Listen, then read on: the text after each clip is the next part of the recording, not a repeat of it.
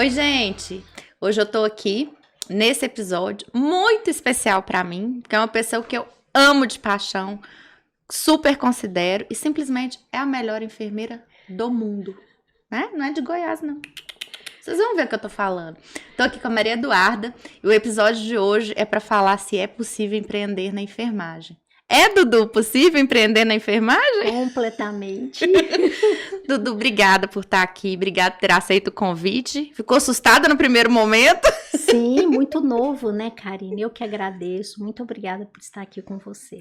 Conta pra gente um pouquinho quem é a Eduarda, da onde que veio a Dudu, por que a escolha da enfermagem, contar um pouquinho da sua trajetória, que é uma trajetória de muito esforço, muita dedicação, muito amor. Muito amor à profissão. Conta pra gente. Voltando lá então na minha criança, né? Desde criança eu tinha essa vontade de cuidar, né? A minha mãe já me falava isso, que com as minhas bonecas eu queria brincar, eu queria cuidar, como se eu estivesse fazendo um curativo e pondo no colo aquele acolhimento, como se fosse um bebê. Com o tempo, eu vi vendo isso até na família. Mesmo eu criança, eu lembro que sempre eu estava perto de pessoas que precisavam de um curativo, de dar um remédio, de um cuidado direto. E assim eu comecei a estudar todo o meu primário, naquela época a gente chamava primário, né? Foi em escola pública. Somente no ginásio, que a gente falava colegial, eu fui estudar no colégio objetivo. E esse era particular. E lá eles apresentavam, né, aqueles cursos para você ver com quem você... Quais as profissões, né? Para você escolher, ver o que te encantava. E quando veio o nome enfermagem e eu comecei a entender, eu falei, é isso que eu quero para mim. Uhum. E quando eu terminei a minha graduação, eu formei em 94. Então, estamos aí com 29 anos na profissão.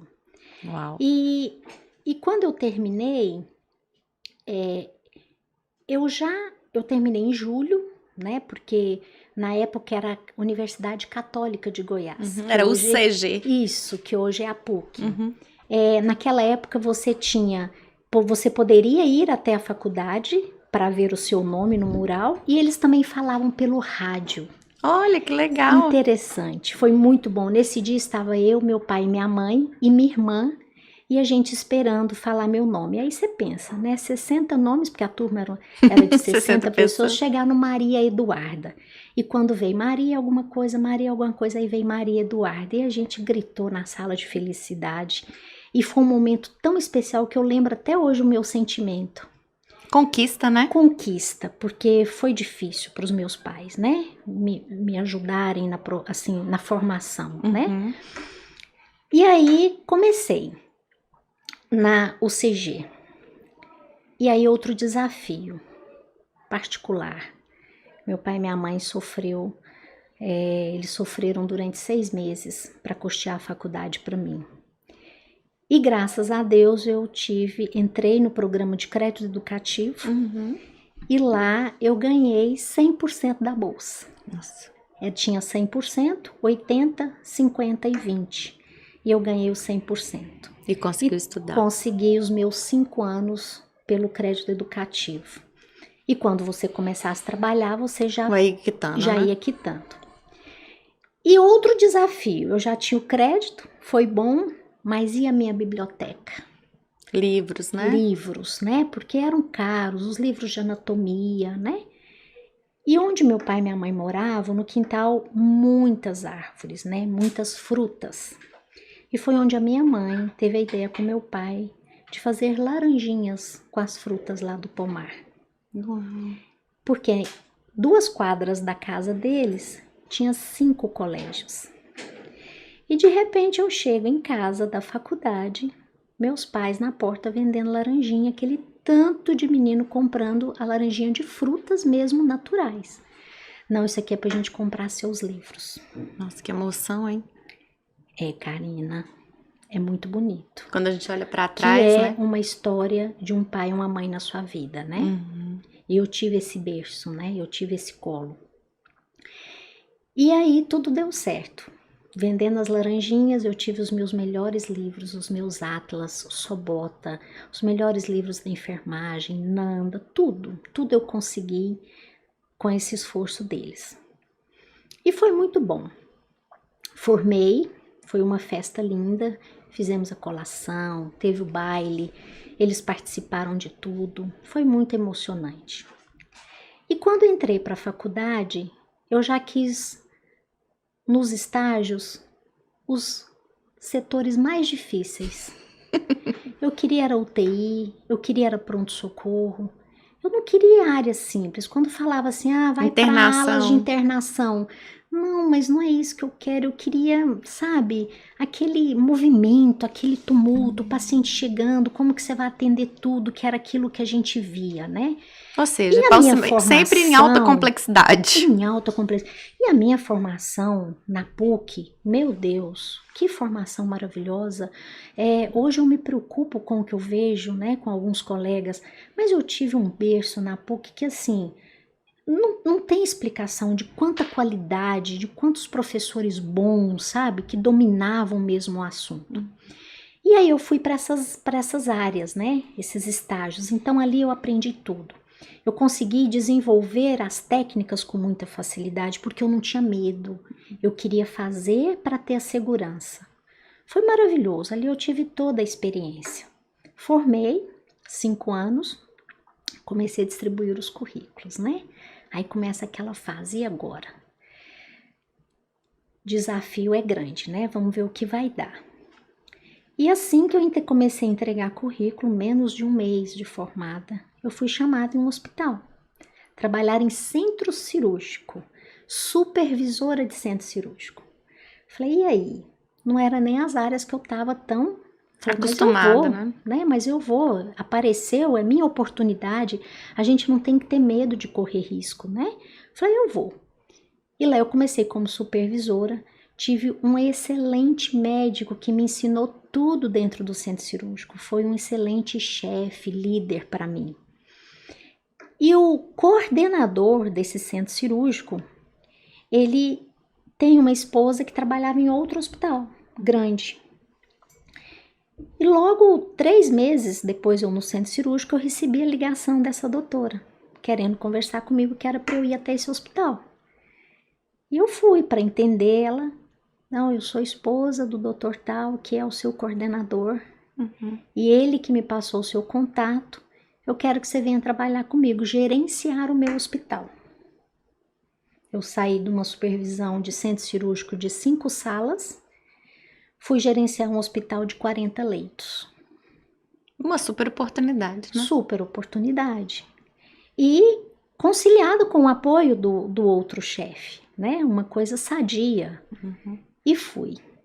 E assim comecei a minha vida em gerência. Até hoje, Karina, eu já passei por 6 hospitais. Todos esses 6 hospitais foi em gerência, não deixando a assistência de lado, porque mesmo na gerência, fazendo a gestão, eu vou até o paciente, eu tenho que treinar a equipe, eu tenho que capacitar, eu que capacito, eu que ensino. E isso foi muito bom, né, na minha carreira. Os desafios, eles vêm realmente para te testar, né? E em nenhum momento, mesmo passando por esses hospitais, eu deixei de estudar. Então, eu fiz pós-graduação, eu fiz mestrado, comecei a dar aula na PUC, dei aula na PUC, dou aula em centros de pós-graduação, dei aula muito tempo em curso técnico e vim gostando, até hoje eu venho gostando de formar pessoas, de ensinar. Porque a enfermagem é isso, né? Você tem que ensinar. Você me pergunta assim, o que te motivou a ir para a gestão? Né? Por que você gosta? Porque a gestão é desafio também, né? Gestão é problema? Te entrega um problema para você resolver e você tem que dar a solução. Me motiva porque é um momento também na gestão que eu vou lidar com pessoas. E, gente, deixa eu só falar uma coisa. Vocês veem a Dudu falando assim, com essa tranquilidade, com essa voz dela mansinha, com esse sorrisão. É sempre assim. Vocês não sabem o mulherão que tem dentro, a força que essa mulher tem. E na hora que esquenta, ela mantém a mesma voz, sabe? Mas na classe, assim, ó, arrasa. Eu tenho comigo essa questão, né, Karina, do senso de urgência. Desde quando eu entrei em gestão e que eu comecei a estudar, gestão é entrega de resultado. O tempo inteiro, né? Dudu? É trabalhar sob pressão. Hoje, o que é trabalhar sob pressão? É entregar, né? É entregar de forma correta, em tempo hábil. E em todos os testes que eu já fiz de personalidade, Eneagrama, Gallup, DISC, mostram isso para mim, né? Essa minha personalidade. Capacidade de execução. Muito grande. Muito grande. E o que eu tenho trabalhado agora também para equilibrar, não tanto só na execução, são ferramentas de soft skills. Eu tenho trabalhado isso também. A reatividade, a questão às vezes de você querer que as pessoas andem também no seu tempo, né? Você tem que entender o tempo de cada um, nem todo mundo vai conseguir fazer as entregas como você quer, no tempo que você quer. E você precisa desse equilíbrio, né? De entender e trabalhar com pessoas. Na enfermagem, eu tento sempre ouvir o outro lado e ponderar, né? Mas eu também preciso cobrar e às vezes o que eu sinto hoje nas equipes novas, né? Nessas formações novas, as pessoas não estão aguentando mais pressão, né? Estão assim se sentindo cobradas em excesso. E eu não vejo o processo dessa forma. Eu não sei se é a moçada que gosta das coisas às vezes muito prontas, né? Uhum. Muito no colo, não quer sofrer para conquistar, já quer tudo pronto. Uhum. E hoje eu vejo isso nos cursos técnicos que eu dou, né? As cabecinhas, o que eles querem, o que eles pensam. E eu questiono, por que você quer enfermagem? Por que você escolheu? Às vezes eu sinto que algumas pessoas escolhem pela facilidade de arrumar um emprego. Porque tem realmente muita vaga, né? Muita vaga, por ser um curso acessível. Sim. E que você consegue ter dupla, tripla jornada, que isso não é saudável. Não mesmo. Mas para eles é necessário. Na realidade, eu acho que esse pessoal enxerga nisso uma oportunidade. Ou seja, um curso que eu vou conseguir pagar. E se eu conseguir um emprego, eu consigo dobrar o meu salário com dupla jornada. Exatamente. Então, eu acho que é muito isso. Assim, eu também percebo isso nos processos seletivos. Exatamente. E assim, eu vejo um pouco de não conhecer a fundo a profissão que escolheu. A essência da profissão. A essência. Por que eu escolhi, né? Cuidar. Se eu não sei cuidar de mim, se eu não sei me olhar, não me amo, não me conheço, como que eu vou cuidar do outro? Aí eu vou aproveitar só esse ganchinho para falar do nosso amigo Gabriel. O Gabriel fala uma frase, você já viu ele falando isso, mas é porque eu acho lindo para falar para os profissionais da saúde, mas muito voltado para os enfermeiros e para os técnicos, né? Que profissionais da saúde fazem pela nossa família e por nós aquilo que a gente não pode fazer. São anjos. Então, essa frase dele é muito impactante para quem já trabalhou na saúde, né? Você sabe que eu fiquei 5 anos na saúde, foi onde a gente se conheceu. E é de fato enxergar isso na carreira. Porque você, às vezes, dentro de uma UTI, você não pode entrar para alimentar o seu filho, para pegar no colo o neném, né? Da NEL mesmo. Ou visitar um pai, uma mãe acamada, ou seja, você tem restrições. E quem tá lá para cuidar? São vocês. Então, vocês fazem pelos nossos familiares, pelas pessoas que a gente ama, aquilo que a gente não pode fazer. Eu falo, Camila, para a minha equipe nos cursos. Gente, ela me chama de Camila a vida inteira. Isso não vai mudar. Karina. Eu ia falar no começo. É Camila o tempo inteiro, porque ela trabalhou com a Camila Paiva. Um beijo pra você, que é a Camilinha dela. E aí a Camilinha dela entrou na vida dela antes de mim. E não tem jeito. Camila, ela só me chama de Camila, mas meu nome é Karina, viu, gente? Fica à vontade. Você sabe da nossa amizade com a Camila. E eu sempre trocava vocês duas Sempre. mesmo, né? Que coisa da personalidade disso, né? Como que fica? E eu converso com ela falando Karina e fica a troca. Camila, beijo. Camila, tô te esperando aqui, viu, gata? Quando eu faço treinamento com a equipe, eu falo sempre para eles no final do treinamento.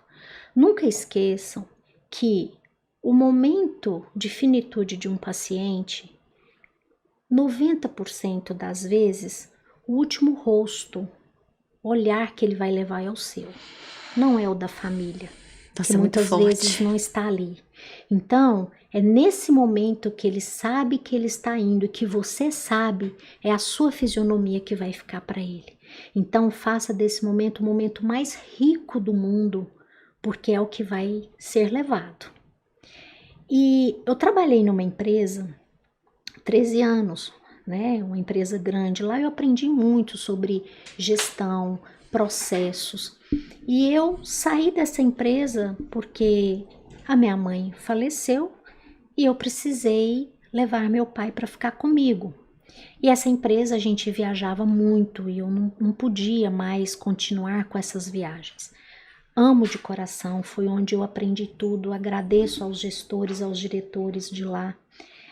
E eu saí para ir para um outro hospital e meu pai mora comigo. E assim, eu tive a minha mãe por muito tempo sendo minha paciente, né? Uhum. Eu cuidei da minha mãe 5 anos. Eu né? me lembro. Você lembra? E foi, assim, bem pesado, porque Eu lembro. quando você também sai um pouco da profissão de cuidar do outro, mas vem cuidar do seu ente querido, é uma mistura de sentimento muito grande, né? E a minha mãe, ela era uma paciente difícil, né? Apesar de acreditar muito em mim, confiar, mas ela era difícil e ela era rebelde. Ela queria fazer as coisas do jeitinho dela. E foi também a minha melhor paciente, que me ensinou também respeitar a vontade deles, né? E é tão interessante você falar isso nesse momento, o respeito pelo paciente, porque recentemente você viu o que eu passei, né? Eu fui pro hospital com meu pai recentemente, e neste dia eu fui pro hospital, que é do trabalho. É óbvio, eu não vou pra outro, né? Se ela mudar de hospital, também mudo. É verdade, Eduardo.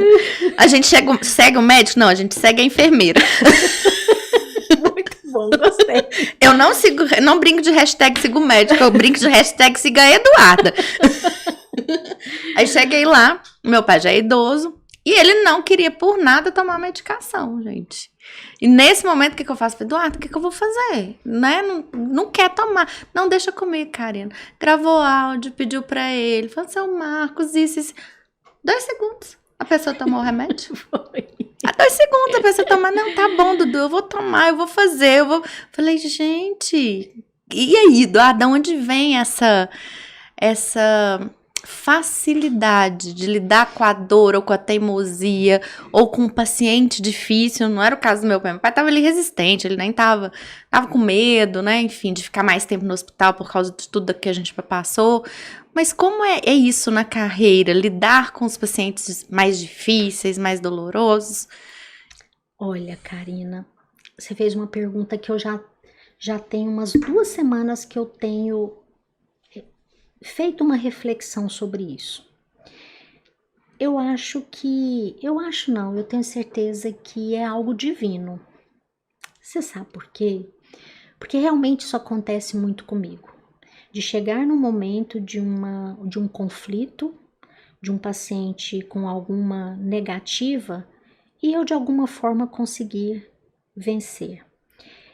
Há 2 semanas a minha vizinha caiu, né, machucou, e ninguém consegue nada com ela em casa.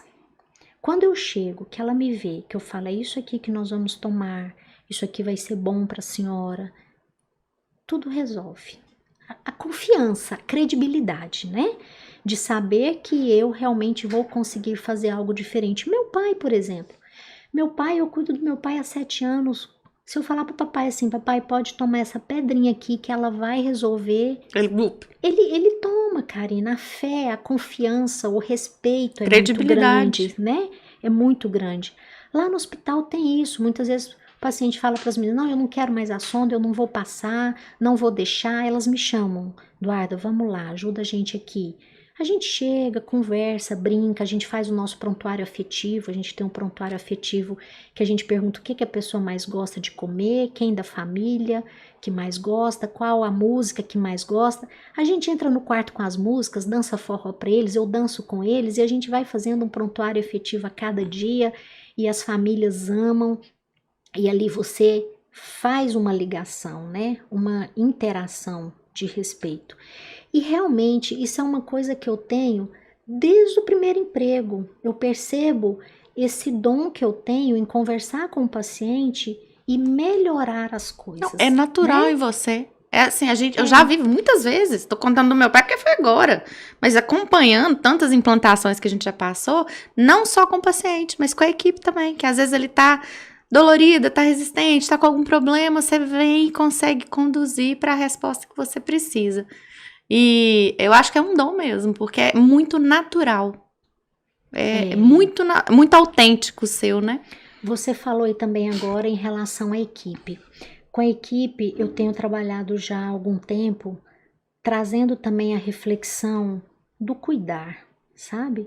Do cuidar dele. Porque agora, né, mês que vem, 18 de fevereiro, faço 55 anos e há 2 anos eu comecei uma terapia. Se soubesse, tinha começado antes. Agora, há 1 ano, estou com muitas tentativas em academia. Acho que agora a coisa está indo mesmo, porque eu preciso cuidar de mim, eu preciso me amar, eu preciso estar bem para estar dentro de um hospital, cuidando da equipe, cuidando dos pacientes, atendendo os médicos com as necessidades dele, atendendo os resultados que a diretoria pede, os processos do hospital. E é muita coisa para fazer. E eu tenho trabalhado isso com a minha equipe. Se cuida, invista em você, vai para uma terapia, vai para um lazer, exercício físico. A gente precisa ter uma válvula de escape. Senão, Karina, todo mundo realmente daqui a um tempo vai estar com a saúde mental. Já estamos. É isso que eu ia te perguntar. Já estamos. Você trouxe esse ponto e a gente sabe que nos últimos 2 anos, 3, né? Nos últimos 3 anos, o que a gente passou não foi brincadeira, mas o que a enfermagem passou não foi brincadeira. Eu me lembro de um relato de uma pessoa que trabalhou com a gente nas unidades de Tocantins, que falava assim, Karina, o pessoal entra, paramenta e não consegue beber água nem fazer xixi ao longo de 12 horas em função das internações de Covid. Então, além da questão da pressão e do próprio adoecimento da população, de lidar com o luto, com as mortes e etc., tinha a questão fisiológica mesmo, de lidar no dia a dia, de ficar, inclusive, como é que fala, gente? Desidratado. Exatamente. Então, como é que foi esse processo de pandemia? Você estava dentro do hospital, você vivenciou isso, e hoje a gente sabe, através da Vitazuri, que o adoecimento dos profissionais de saúde, ele é em primeiro lugar hoje no país. Ele é. Né? E assim, a gente vem melhorando nesse último ano, né, de 2022, mas ainda tem muito caminho pra gente percorrer com esse time aí. A gente já tinha, até antes da pandemia, um histórico ruim, comprovado cientificamente, de burnout, né? Aí chegou a pandemia. Eu lembro como se fosse hoje o nosso primeiro paciente de Covid no hospital. Quando chegou, todo mundo com aquela roupa, paramentado, coberto, roupa quente, transpirava demais a pessoa, tudo muito novo, do como cuidar, o que é o protocolo, como que a gente vai fazer, tudo muito novo no mundo, mas você tinha que se proteger. A máscara realmente machucou muita gente, sem falar, Karina, no medo. Sim. O medo. Como que eu vou chegar em casa e meu pai e meus filhos deixava chinelo, o sapato de fora, o uniforme de fora, entrava correndo, já ia pro banho, aquele medo de ficar perto, foi muito sofrido, mas ao mesmo tempo que eu vi o sofrimento, eu olhava aquela equipe toda engajada. Via a força, né? A força. Era médico, era enfermeiro, Arrepiando. fisioterapeutas, todo mundo técnicos, todo mundo em cima do paciente, tipo assim, vamos lá, Vai salvar, viver. vai viver. E morte atrás de morte, né? Porque a gente teve muita morte. Muito. E aquela preocupação toda. E o mais Não, triste e para outro, muda nós... protocolo, né? Ninguém tinha certeza de nada. Cada- Muitas incertezas. Um dia era um cada hora- protocolo, outro dia era outro. Cada semana você tinha uma nova técnica, né? Uhum. Norma técnica. Você tinha que ler tudo. A gente tinha o nosso comitê, a gente tem o nosso comitê de crise lá. E a gente reunia para discutir, vamos fazer isso, pegava os exemplos, né? CDC, né? De fora, vamos trazer, vamos implantar. E o que mais doía, né? Tanto para a equipe quanto para a família, não podia ver o corpo, né? Não podia ver lá, né? Não podia ver lá. E isso realmente, eu acho que nas fases do luto, isso piorou demais, né? Todo mundo. Porque as pessoas não passavam pelas 5 fases do luto. Ali eram interrompidas, várias eram interrompidas. Nós, graças a Deus, não tivemos perdas no hospital, nem de equipe, né? Nem médico, nem físio, fono. Alguns adoeceram, tiveram que internar, ficaram sob os nossos cuidados. O hospital deu todo o apoio para todos os funcionários, mas foi muito sofrido. E assim, a gente veio por 2 anos, entrou no 3º, diminuiu, mas não deixa de ser uma coisa que ainda assusta, que ainda passa medo, temos ainda que estar com as máscaras. Depois veio outro susto, que foi monkeypox, e a gente também, né, conhecer, vamos lá, como é que vai cuidar. Mas eu acho que o que a gente sai dessa lição, desse aprendizado, é que a gente aprendeu, a gente passou por isso. Podem vir outras, mas a gente já tem a noção do que fazer, né? De como que a gente vai receber isso e esse equilíbrio. Mas eu, de um tempo para cá, tenho recebido, né? O nosso RH tem recebido muito atestado, né? De ansiedade, de depressão. É o que eu costumo dizer que são os atestados CIDF. CIDF, é isso mesmo, são todos CIDF. Então, o hospital dá todo o apoio. Mas eu fico preocupada, porque é a área da saúde que agora está doente, né? E você doente, como é que você cuida? É isso, por isso que eu me lembrei, né? Quando você falou do autocuidado e para cuidar do outro, né?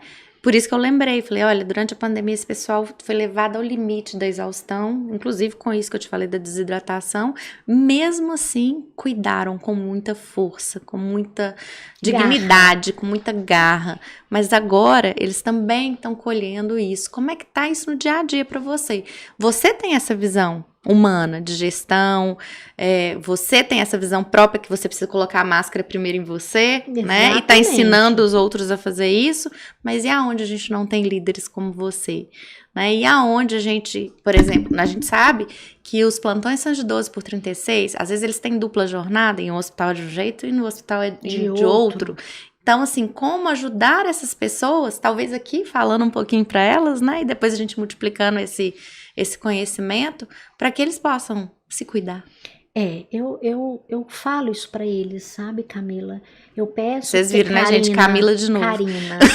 Eu peço. É porque eu acho engraçado, Dudu. Eu vejo, se colocarem elas aqui, vocês vão entender o porquê que a minha personalidade ainda troca as duas. Vocês vão ver que a Camila é loira do olho verde. Não. Vocês vão conhecer a Camila. Ela vai vir aqui.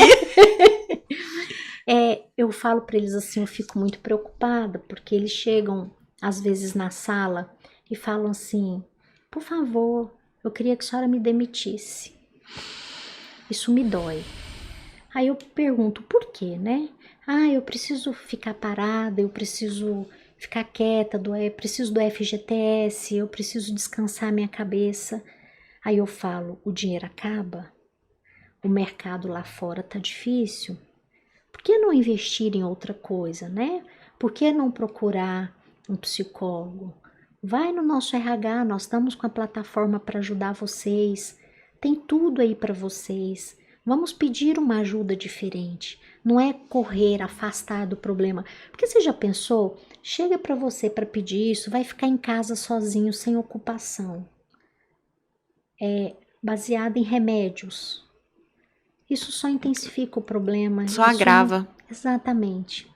E isso eu fico preocupada porque a gente tem muitos afastamentos e tem muitas faltas. E eu converso com as minhas colegas de outros hospitais, né? A gente tem o grupo da PASEG e eu pergunto, e aí, como é que vocês estão? Estão no mesmo sofrimento, né? Passando pela mesma fase difícil, né? O momento do adoecimento, né? O momento de acharem que estar realmente fora do hospital vai ser o melhor. E eu também me questiono, será que será melhor mesmo estar fora do ambiente hospitalar? Mas será também que o ambiente hospitalar não pode ter uma nova perspectiva para essas pessoas? Como você disse, ações de cuidado mesmo, mas de fato, sabe? Com incentivos para atividade física, com incentivos para uma alimentação saudável, com incentivos para cuidar da saúde mental, cuidar das emoções, com incentivo de redução da jornada. Porque hoje a gente sabe que a maioria dos plantões são 12/36. Por que não estabelecer 6 horas? Por que não estabelecer 8? Já que a gente sabe que essas jornadas são exaustivas. Então, assim, existem outras possibilidades, talvez, para a gente poder ressignificar a área assistencial dentro do hospital. A gente lá no Custa, hospital... é óbvio, né? A gente sabe que é tudo investimento, mas precisa ter estudo, impacto financeiro no negócio, até porque a produtividade dessas pessoas vão garantir também a perenidade desse negócio e a qualidade e segurança do paciente. Lá no hospital, nós temos muitas campanhas, muitos cursos, tem a massagem para eles, né? Toda semana as pessoas vão para lá, fazem massagem. Tem várias palestras sobre saúde mental. Tem um programa excelente do setor de qualidade, fazendo as pesquisas, né, de clima, para sentir, para trazer isso para eles retratados. Nós temos várias ferramentas lá. Em relação à carga horária, eu me preocupo muito tanto com 6, com 8 ou com 12. Por quê? Eu mesma já perguntei para a equipe, você fazendo 6 horas, reduzindo a sua carga horária, você ficaria só aqui? Não. Vai para outro hospital fazer mais 6, vai para outro fazer mais 6. Vai fazer 18. 8 horas. 8 horas você tem que mexer em toda a carga horária do hospital, talvez até com mais pessoas. Então, o ideal seria 6 ou 12 mesmo. Aí você pergunta para 12. 12 horas, só com esse salário, você ficaria aqui? Não. Aí eu comecei a perguntar, ok, vamos para a PL agora, né? Com essa agora diferença salarial. Você com esse salário, hoje você trabalha em 3 para ganhar esse salário, né? Da proposta da PL. Agora você vai ficar em 1 com esse salário. Você ficaria? Ah, não, eu vou querer 2. Vou querer 2 porque agora a proporção... Então, me preocupa isso. Se talvez essa lei ou alguma outra forma viesse atrelado a vínculo, um único vínculo, para você poder descansar e fazer cruzamento de e-social e tudo para não deixar, duplo vínculo, né? Ajudar. Mas aí as pessoas não iam fazer o duplo vínculo, mas elas iam empreender, elas iam vender outras coisas, elas iam fazer algo para complementar a renda. Exatamente. A necessidade de complementação de renda. Pois é, aí eu converso com eles, se hoje em 3 é o que você ganharia em 1 na PL, o porquê ainda de mais, né? Então, aí fica um pouco do que é a necessidade de cada um, né? Eu mesma, no meu passado, eu trabalhava em 3 hospitais, Karina. Quando eu casei, que eu tive meus filhos, meu ex-marido é que eu tirava leite e deixava em casa para ele dar para os bebês, porque eu estava de plantão, né? E isso realmente, eu só vim recuperar uma saúde assim de sono, né, de dormir bem, quando eu parei com esses vínculos e fiquei só em 8 horas na gestão mesmo, sem pegar supervisão à noite, porque mesmo eu fazendo gestões, trabalhando na gestão de alguns hospitais, eu fazia plantão de supervisão em outros, né?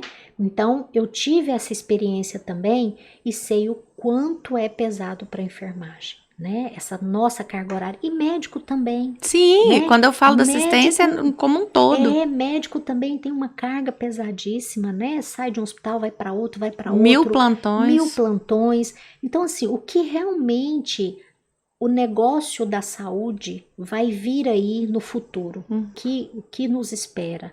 Mas me preocupa muito mesmo a situação que a gente está vivendo de faltas de atestados de adoecimento. Quando você fala o futuro da saúde, a gente vê muita coisa da digitalização, enfim, das startups em saúde. É um movimento enorme no mercado, né? Inclusive, eu vou ter 2 convidados para falar disso aqui em breve. Mas, enquanto, principalmente no Brasil, a gente não olhar para prevenção de forma mais assertiva, lógico que adoecimento e internações a gente sempre vai ter, sim, mas a gente pode melhorar essa qualidade de vida e diminuir o tempo de internação quando a gente mudar a nossa cultura para prevenção. Eu acho que isso vem acontecendo de forma muito tênue ainda, mas eu ainda acredito que isso vai ser uma reversão, mas de muito longo prazo. A possibilidade para que as pessoas tenham essa visão e invistam nisso, né? Sim. Então, assim, eu acredito de verdade que os profissionais de saúde vão estar melhores cuidados ao ponto que a gente começar a olhar a saúde como prevenção e não só como o cuidado da doença. Da doença, né? Exatamente.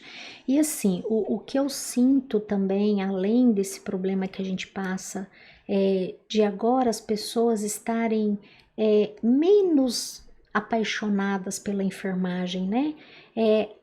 A falta da busca pelo conhecimento, né?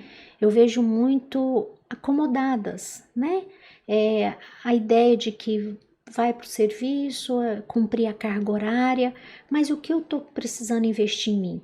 Eu não quero um curso de aperfeiçoamento, eu não quero uma pós, eu não quero um mestrado, eu não quero um doutorado, eu estou cansada, eu tenho que ir para outro serviço, eu não tenho condições financeiras.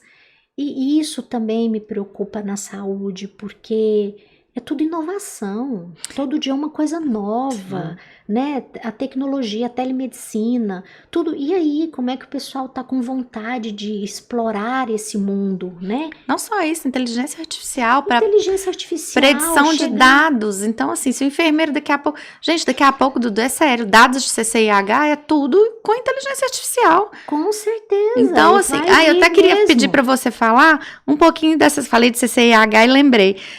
Dentro da enfermagem, além dos espaços ali da assistência e da gestão em si, quais as outras áreas que o enfermeiro atua, né? Porque tem o centro cirúrgico, tem a UTI, tem o pronto-socorro, tem as internações, mas também tem home care, mas também tem CCIH. Fala um pouquinho só para as pessoas conhecerem um pouquinho da amplitude que tem essa profissão. Tem muita. Hoje existe uma gama, né? As pessoas terminam a faculdade aí, tem as especializações, né? Tem as áreas de urgência e emergência, a de UTI, CME e centro cirúrgico, né, bloco cirúrgico, que muito tudo é bem especificado para a área. Áreas abertas de alas de internação são áreas mais simples, vamos dizer assim, mas que também requer muito conhecimento.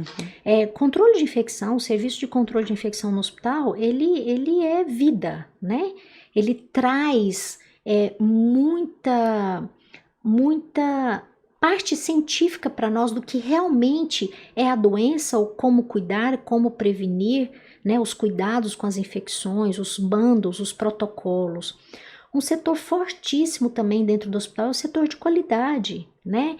Ele é o norteador para todas as áreas, né, de melhoria dos processos, para buscar as acreditações, qualidade que nos ajuda em tudo, para elevar esses processos para que você venha passar por uma visita, ser acreditado, ser um hospital de referência, uma clínica que seja. E isso é muito importante também. Tem o setor de auditoria, né? As enfermeiras também podem atuar no setor de auditoria, que também é muito importante para um hospital, o controle dos processos, né? Tudo certinho nos prontuários, para que o hospital tenha o seu faturamento certo e tenha a sustentabilidade. Porque hoje o custo de um paciente no hospital é muito grande. Sem dúvida. Né? E hoje o perfil do nosso hospital é paciente com média e alta complexidade. Então tem que ser tudo muito bem feito, tudo muito escrito, e até pela questão jurídica e legal, né? Se você tiver que abrir um prontuário e vai para uma justiça, tem que estar muito bem escrito. Como é que você vai lembrar coisas de 4, às vezes, ou 3, 5 anos atrás? Não lembra de jeito Não nenhum. lembra, né? Pelo volume, né? Exatamente. Então, a auditoria também é um setor muito importante, né, dentro do hospital. Temos a área das enfermeiras com estomoterapia, curativos especiais, né? Existe uma tecnologia enorme para curativos, né? Coberturas que ajudam com que o paciente tenha menos tempo dentro do hospital, né? Porque às vezes uma ferida, ele vai ficar ali 30, 40 dias para fechar uma ferida e com essa especialidade agora nesses curativos especiais, você fecha uma ferida em pouco tempo, tem o laser, tem o ozônio, tudo coisa nova chegando, é muito bom isso, sabe? A gente vê que a gente não tá na mesmice. Tá evoluindo. Que tá evoluindo e as pessoas precisam entender que tudo que vem de novo, a gente não tem que ter medo, a gente tem que ir lá, tem que aprender, tem que conhecer, falar, vamos lá, vamos fazer. Até para criticar a gente tem que aprender. Exatamente, porque assim, é um momento de crescimento e de melhoria. E quando você cuida e que você vê o resultado, nossa, Camila, ou Karina, não tem como ser diferente. Não tem. Você tem prazer. Você quer fazer a coisa, você quer ver dar certo. Mas quando você trouxe isso da evolução e da justificativa que as pessoas trazem, né? Ah, eu não tenho tempo, ah, eu não tenho dinheiro, ah, eu tô cansado. São só justificativas. Elas precisam ter um motivo real para. Né? Então, de novo, o autoconhecimento destrava isso. Por que as pessoas estão se sabotando? Ou por que elas não querem investir nelas mesmas? O que está acontecendo dentro desse ser humano que ele não olha para aquilo como uma possibilidade, como você olhou um dia, como eu olhei um dia? Então, existem tantas coisas que podem estar acontecendo ali naquele mundo interior que sabotam. Né? E aí é preciso conversa, é preciso ele entender, se conhecer e ir eliminando essas crenças, entender que usar sabotadores ou historinhas ou justificativos vão deixar ele na mesmice, aquilo não vai levar ele a lugar nenhum. Então, quais são os objetivos? Tirar as pessoas desse movimento de inércia ou até de zona de preguiça, que eu falo, não falo de zona de conforto não, tá tão bom aqui, né, zona da preguiça. E aí, acabamos de fazer um podcast na semana anterior a esse, em que a Tati, nutricionista, falava isso. Ninguém vive de vontade. Ninguém vive só de vontade, né? Então, só de vontade de ficar quietinha, só de vontade de assistir série. E o que eu estou aprendendo com isso? Como eu vou evoluir? Qual a minha outras necessidades ou outros prazeres? Ou o que eu vou conquistar com isso? E é isso que eu penso. É as pessoas procurarem entender o que é a enfermagem. Eu quero Por que ele escolheu a enfermagem, né? O propósito dele, o que ele vai ter de missão nessa profissão. Porque se for uma busca sem ser essa motivação do amor, de querer cuidar, a pessoa vai sofrer. Eu queria só falar, Karina, essa questão do propósito, Dudu, me remete tanto à segurança do paciente. Porque não é só o cuidar, não é só isso, mas é tudo que está por trás disso.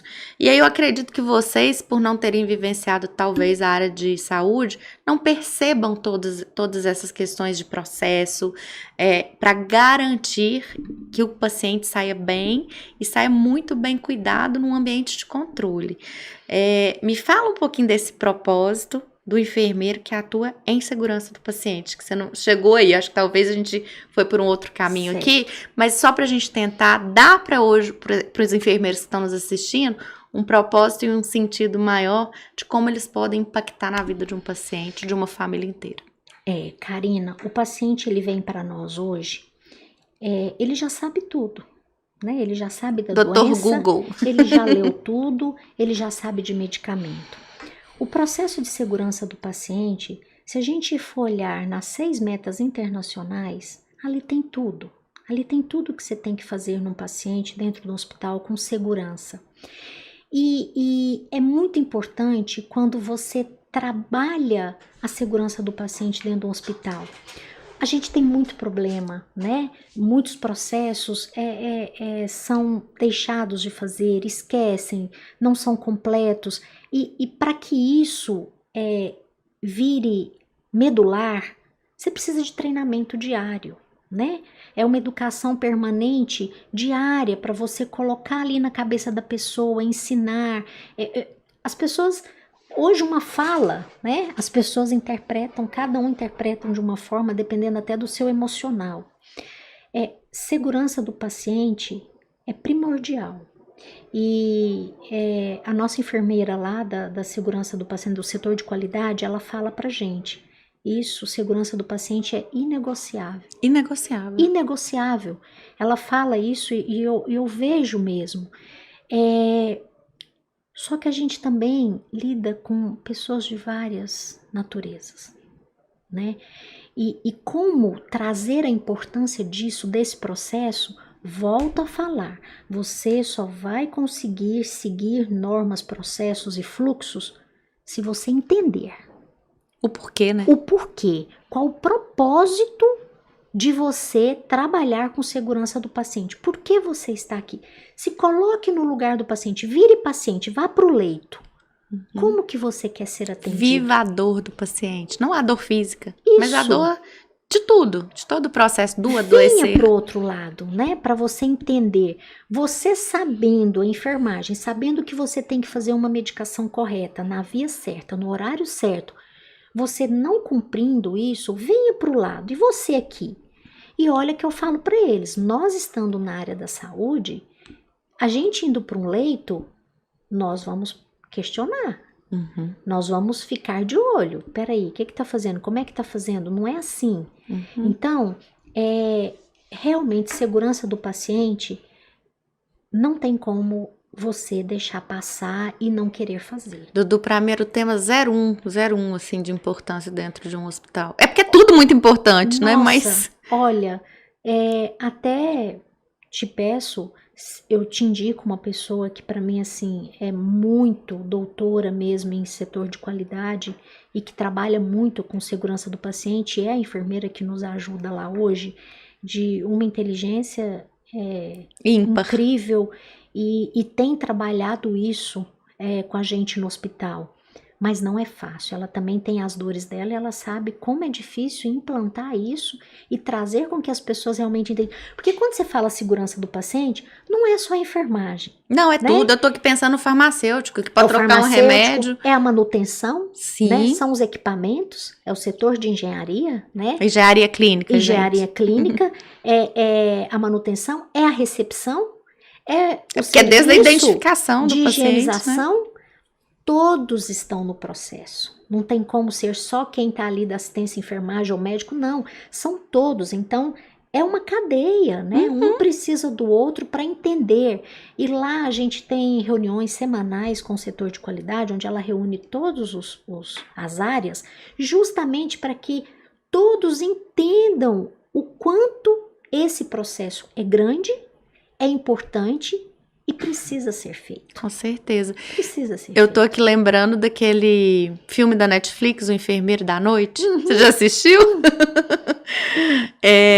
Interessante, eu fiquei pensando no processo, né? Como ele tinha acesso àquilo, como ele poderia... É uma história... Tá na Netflix, recomendo que vocês assistam, porque vai dar a vocês uma visão de que se houvesse um processo de segurança do paciente bem estabelecido naquele hospital, provavelmente não teria acontecido o que aconteceu no filme. Eu não vou dar spoiler. Muito bom. Não é? Assim, a gente, Karina, tem isso desde a época de Florence. Gente, a primeira enfermeira, ela andava com a lamparina, olhando os pacientes, vendo questão de higiene naquela época. Ela começou a separar pacientes que estavam com febre, com sangramentos, com feridas, dos que estavam menos graves na guerra. Ela entendeu isso sendo matemática, né? Porque ela era da matemática. Uhum. E isso vem desde essa criação. E hoje, com a gama de informações, de internet, de inovação, as coisas só estão melhorando. Com certeza. Né? Os processos, eles precisam, igual um quebra-cabeça, você vai montando e chega no resultado final, é só um sucesso. Né? Você hoje receber um paciente grave, em sepse, e você ver esse paciente sendo restabelecido com menos tempo, com tudo bem controlado, é uma satisfação muito grande. Né? Explica pro pessoal o que é sepse, Dudu. Sepse, explica sim, para eles, senão eles não vão entender. Nós temos, né, critérios de classificação. Uhum. Então, sepse, muita gente conhece como infecção generalizada, né? Mas são sintomas que o paciente te apresenta de frequência respiratória, de outras coisas dos sinais vitais dele, de instabilidade hemodinâmica, que faz com que ele seja classificado nesse nome de sepse por uma infecção que muitos chamam de generalizada, para que você possa tirá-lo logo desse estado, né?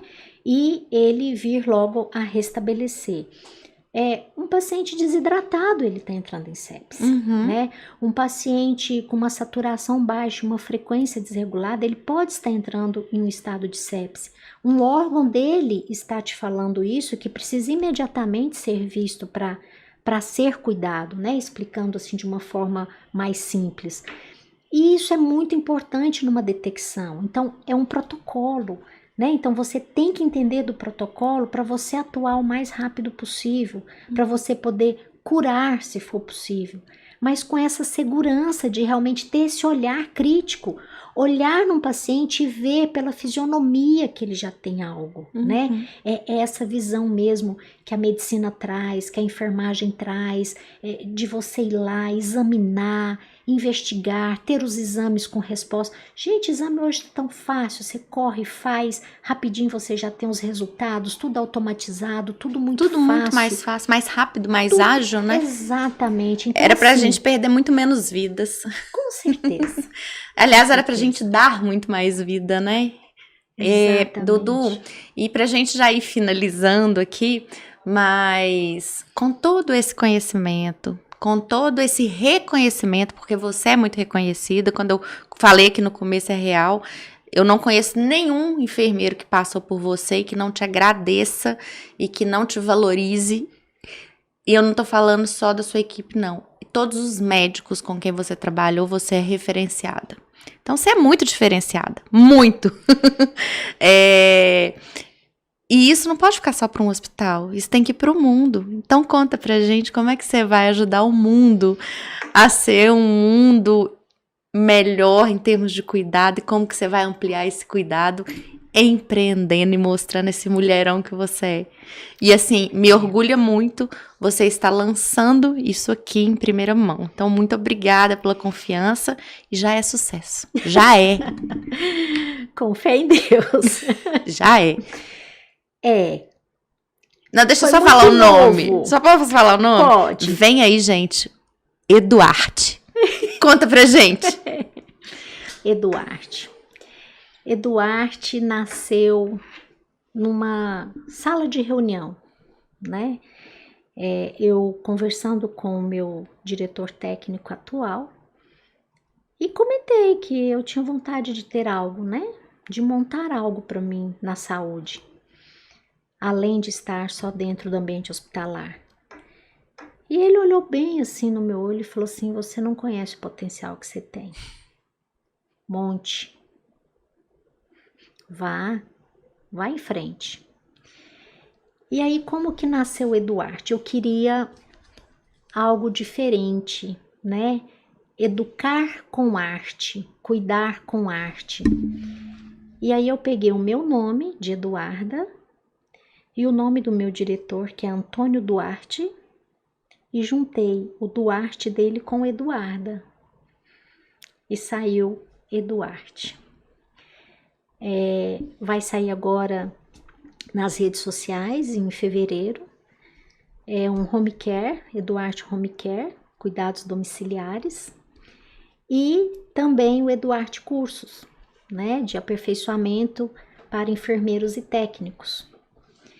E logo vai estar aí na rede, eu vou estar soltando já para todo mundo. E é um cuidado diferenciado, porque a gente não quer, a nossa equipe da empresa, a gente não quer só o curativo, né? A gente quer o preventivo. E eu não quero só a equipe na casa trocando fralda, fazendo medicação. Não, nós vamos trabalhar diferente. A gente vai trabalhar com cognitivo, levar para passear, levar nos consultórios. Tudo que a gente puder fazer em casa, né? Para ajudar e evitar alguns deslocamentos que poderiam ser desnecessários, a gente vai estar fazendo em casa. Pinturas, em quadros, para quem quiser pintar, a gente quer assim, um paciente quer fazer a pintura na tela, tá, vamos fazer a pintura na tela e depois vamos enquadrar, né, para essa família. Vai ser esse cuidado mais voltado com a humanização. Na realidade é um cuidado integral, né? Integral. Corpo, Integral. mente e o coração. Isso. Porque quem tá em casa precisando de cuidado, e a gente sabe, né, Eduarda, da inversão da pirâmide de idade no país, né? Daqui a pouco a gente tem muito mais idosos no país, e que bom que o seu produto vai atender não só idoso, mas quem precisa ser cuidado em casa. Mas vai atender esta população, essas pessoas, com um olhar de amor. De amor. Com o olhar não só do trocar fralda mesmo, não só do dar medicação, mas sim do dar possibilidades. Isso. Entende? Que é dar mobilidade, dar funcionalidade e dar validação para essas pessoas. Porque eu digo muito isso, muitas vezes a gente só precisa ser validado. É uma pessoa que muitas vezes ficou a vida inteira. Você tem seu pai, eu tenho o meu. A vida inteira trabalhou, a vida inteira teve as suas dores, teve seus amores, a sua vida. E agora tá sozinho, envelhecendo, com limitações. E quando a gente vai para o cuidado de possibilidades, você tá validando tudo que ele foi ou que ela foi. Então, você entrega muito mais do que um cuidado.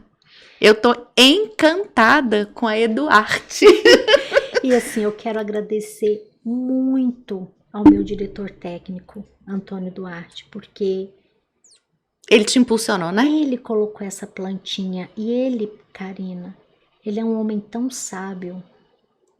Eu já falei isso para ele, que a cada reunião nossa técnica, que muitas vezes eu vou ansiosa, reativa, preocupada, ele me acalma na reunião. Ele sabe a hora que ele tem que falar as coisas comigo. Sábio. Isso, muito sábio. E ele me acalma. E ele ter visto isso em mim foi assim divino. Ele te validou. Ele me validou. Então agradeço muito. E foi esse nome que eu coloquei, essa linha, essa ligação, esse casamento, que eu vou levar pro resto da vida, assim, sabe? Um agradecimento. Agradecimento. A validação que ele te deu, né? Isso. Ontem eu até vai ser sucesso. Ontem eu até postei isso, que eu acho que talvez sirva aqui para as pessoas pensarem, que era algo, não vou lembrar a frase agora, mas que era algo assim: ande ou fique com quem curte ou impulsiona o seu voo. Algo nesse sentido. E as pessoas remetem muito para a relação amorosa. E não era esse remédio. É com qualquer, com um amigo que te ajude a voar mais alto, que curta o que você está fazendo. Que quer ver o seu crescimento. É com um diretor como esse que te impulsionou, que te admira, que tá junto com você. Porque assim, a gente vê muita gente nos apoiando na tristeza. Muita gente. O brasileiro é muito solidário. E é mesmo. Quantos curtem com você quando você ganha alguma coisa? A realidade é essa. Então, a gente tem que andar com quem curte o seu voo, com quem curte as suas conquistas. Porque a gente suporta a dor do outro. A gente não suporta a alegria. Isso é triste, mas é real. Exatamente. Então, quando a gente acha um Duarte da vida, agarra na mão dele e agradece por ele existir, porque foi alguém que transformou a sua vida. Ele transformou a minha vida e ele não vai arrepender. Ele vai ainda ver a Eduarte... Vai te aplaudir de pé. Voando. Dudu, mas fala só mais um pouquinho. Além do cuidado em casa, com esse olhar super diferenciado, A escola é online, é presencial? O que você está pensando dos cursos? Que tipo de curso você vai oferecer nesse primeiro momento? Já está gravado, já está acessível? Fala um pouquinho. Eu vou soltar junto. Nós estamos gravando vídeos, mas a gente vai colocar numa plataforma, serão também vendidos, porém eu preciso também do treinamento prático. Não tá. Então tem aula online, mas também tem momentos da prática. Exatamente, porque precisa desenvolver, né? A gente sabe que não tem como você aprender um cuidado com sondagem vesical de demora só online, só EAD. Não tem como. Você tem que ir para a prática, você tem que ter a segurança. Por isso que eu falo, eu trouxe isso comigo desde quando eu comecei no estágio. Se você não fizer, você não aprende. Se você não colocar a mão na massa, não ter medo de ir lá e fazer o procedimento, você não aprende.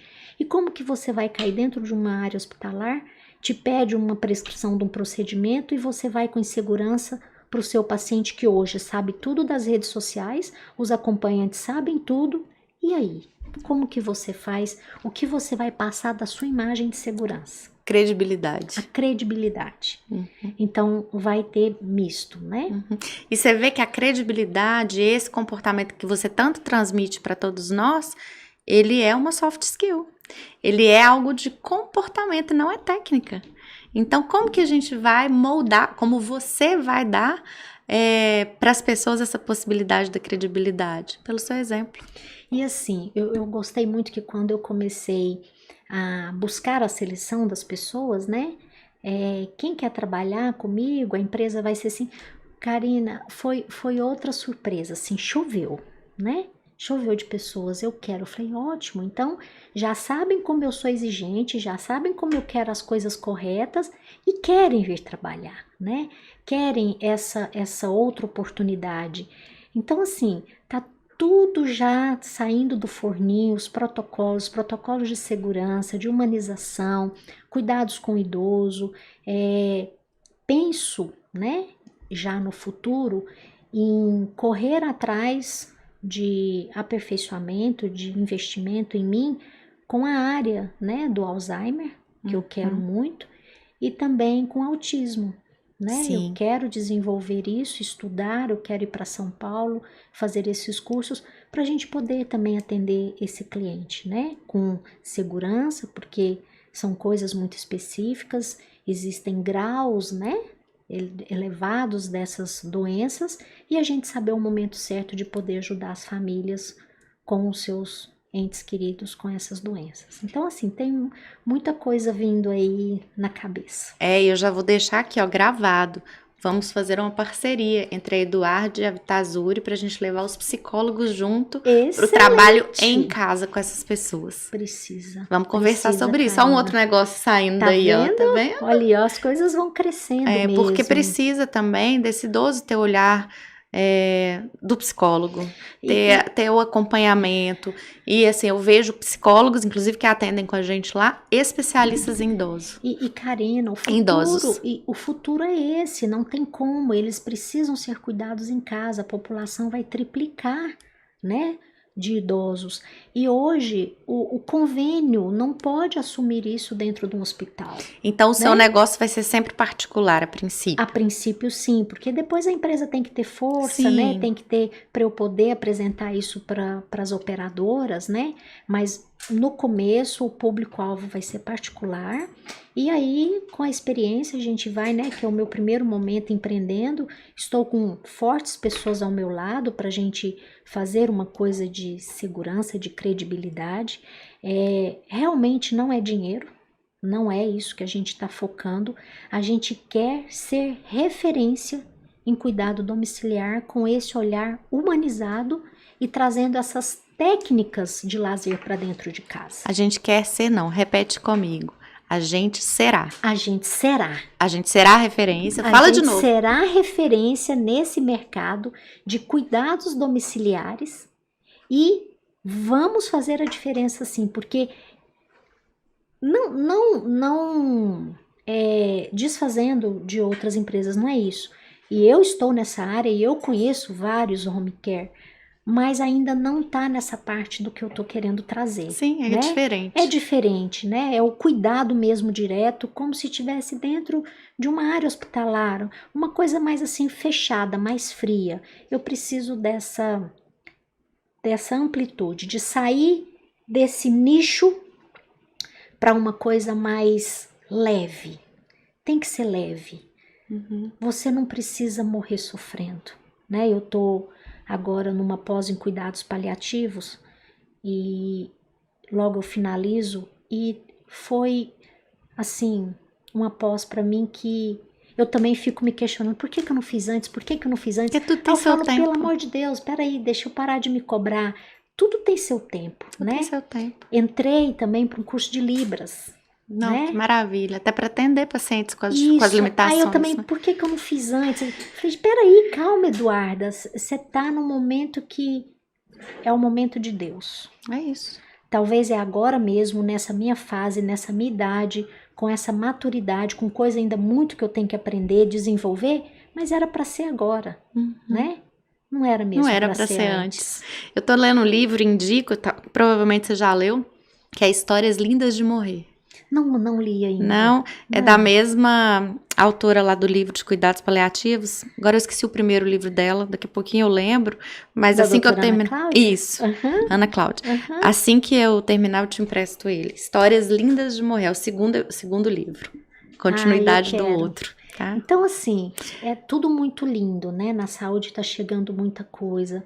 E realmente uma pessoa entender que ela está na finitude, mas ela está sendo ouvida, acolhida e, em primeiro lugar, tirando a sua dor, isso é fundamental. Só que você vai mais além, né? É tirar a dor física e a dor emocional da solidão. Exatamente. Então, você conseguiu, com o seu produto, que já é um sucesso, colher a dor e trabalhar a experiência do paciente de forma humanizada. Parabéns. Obrigada. Muito obrigada por ter vindo aqui, obrigada pela sua presença, obrigada por compartilhar sua história com a gente, e uma história que está só começando agora, se reinventando. E a primeira, hein? Divulgando aqui para você, Karina, obrigada. Pra gente. Dudu,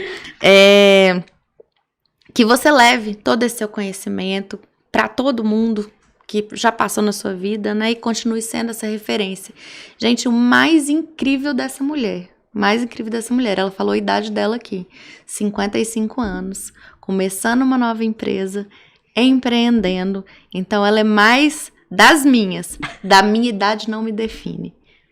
Exatamente, ótimo! Fechando com isso, deixa essa mensagem pessoal ou algo que veio aí no seu coração em relação a isso. Esse novo momento, essa nova Eduarda, esse momento de leveza, de maturidade e que você chega para ensinar tanta gente. A sua idade não te define. É isso, gente. A nossa idade não nos define. E você é responsável pela vida do outro. Na sua enfermagem, você é responsável pela vida do outro. Não vale a pena viver só para você. É preciso dividir. O mundo não tem graça se a gente veio para fazer só para mim. Você precisa dar gratidão, gentileza, amar o outro, cuidar. Eu escolhi a enfermagem para isso. Temos vários problemas, né? Reclamações, mas a gente também tem muito elogio.